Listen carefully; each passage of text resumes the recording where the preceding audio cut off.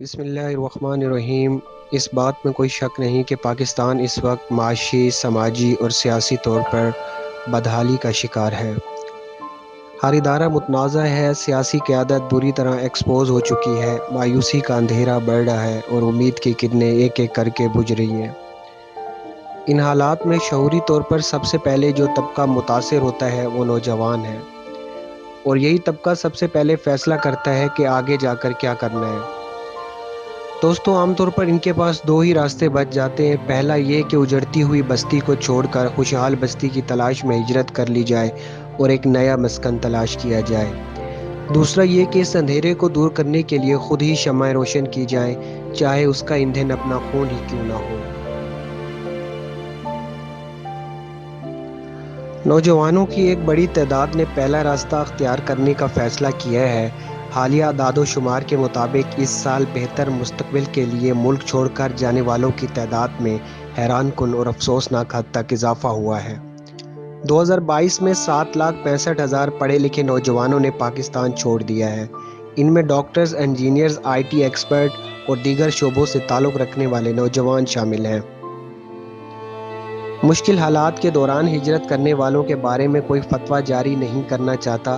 ظاہر ہے ان کے پاس بہتر دلائل اور اس سے بڑھ کر ایسی مجبوریاں ہوں گی جن کی وجہ سے انہیں ملک چھوڑنا پڑا، یا پھر شاید انہوں نے بہتر سمجھا کہ ملک اس وقت انارکی اور پریشانی بڑھنے سے پہلے یہاں سے نکل جانا مناسب ہے۔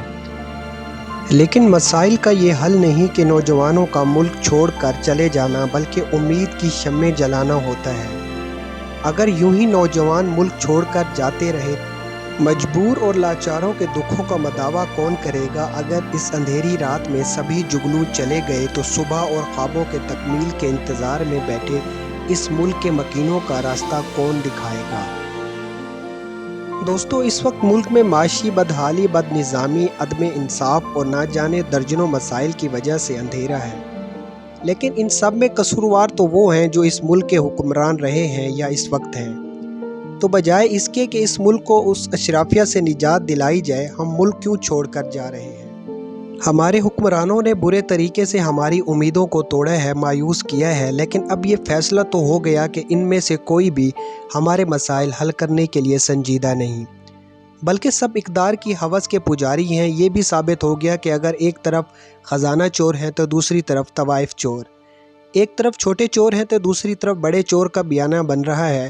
ایک طرف وہ ہیں جو عوام کو مسائل سے نکالنا نہیں چاہتے ہیں، اور دوسری طرف وہ ہیں جو مسائل سے نکالنے کی اہلیت نہیں رکھتے۔ ہماری بھی بدقسمتی رہی ہے کہ ہمیں محدود متبادل ہی میسر نہیں، تو یا تو ان لوگوں کو منتخب کر لو جنہوں نے بڑے درجے کی چوری کی اور ضمیر فروشی کی ہے، یا ان لوگوں کو منتخب کر لو جو چھوٹے درجے کے چور اور ضمیر فروش ہیں۔ لیکن سوال یہ ہے کہ چور ہی کیوں؟ بہتر متبادل کیوں نہیں؟ اہلیت رکھنے والے اور ایماندار لوگ کیوں نہیں؟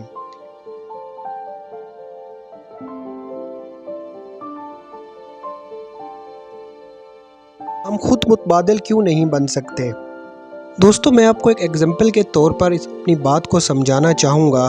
ایک حق حلال کی کمائی سے ایک ریسٹورنٹ میں کھانا کھانے جاتے ہیں، لیکن وہاں اچھی خاصی قیمت ادا کرنے کے بعد بھی ریسٹورنٹ والے کہتے ہیں کہ ہمارے پاس کچھ دن پرانا باسی اور بدبودار کھانا موجود ہے، یا پھر صبح ہی ہم نے مردہ بکرے کا بہترین قورمہ بنایا ہے۔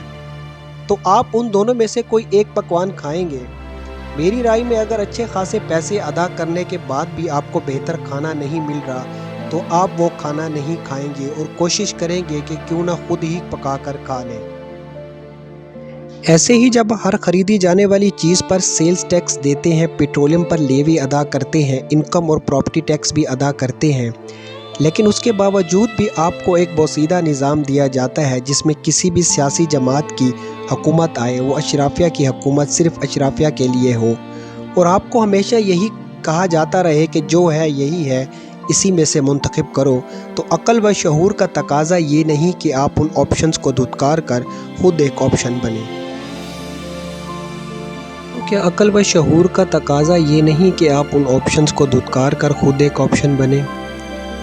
یہ وقت ملک چھوڑ کر درندوں کے حوالے کر کے جانے کا نہیں، یہ وقت اس بدبودار نظام کو تبدیل کرنے کا ہے۔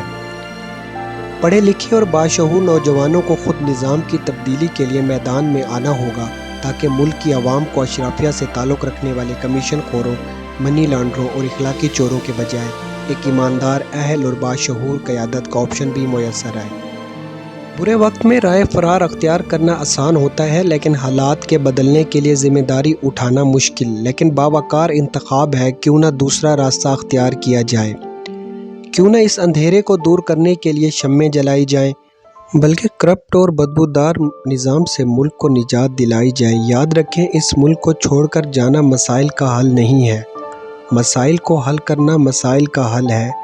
آپ تو ملک چھوڑ کر چلے جائیں گے، لیکن آپ کے خاندان اور اپنوں نے یہیں رہنا ہے۔ دوسرا پردیس لاکھ محنتوں کے بعد بھی کبھی دیس نہیں بن سکتا۔ یاد رکھیں، رائے فرار اختیار کرنا آسان اور ذمہ داریاں نبھانا مشکل ہوتا ہے۔ فیصلہ آپ کا ہے، ذمہ داری نبھانی ہے یا ملک چھوڑ جانا ہے۔